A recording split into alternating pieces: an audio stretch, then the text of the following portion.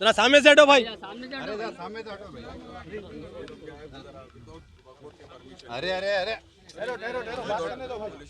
हमारे वक्त में परमिशन की यहाँ पे साफ सफाई करें, जो लोग करें उनके ऊपर आप एक्शन लीजिए। जब तक हमारे मैं क्या बोल रहा हूँ, उनका काम इंक्वायरी करना है ना, हम कंप्लेन दे रहे हैं ना।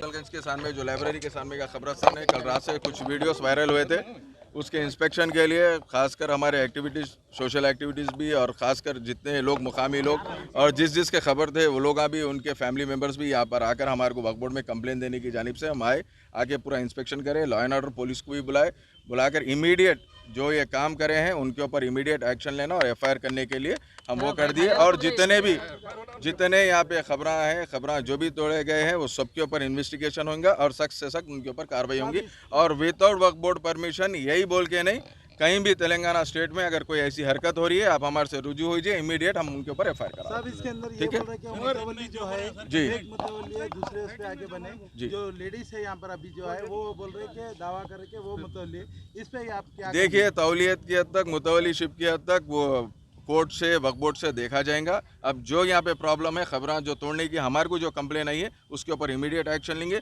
और जो भी ये करे हरकत, चाहे वो मुतवली रहने दीजिए, वक्फ बोर्ड कोई भी रहने दीजिए, उनके ऊपर स्ट्रिक्ट से स्ट्रिक्ट एक्शन लेगा। अच्छा, आज के बाद कोई नया जनाजा आया तो उसको यहाँ दफन करना वो नहीं हम करना? परमिशन दे देते, परमिशन लेके बात करेंगे, ठीक है।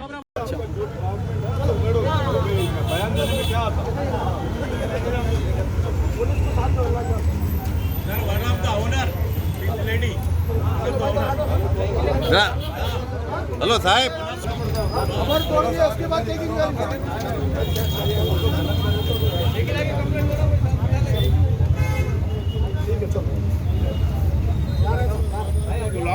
एक नया लॉक मंगा के, एक लाख मंगा चाबी दे देंगे साहब।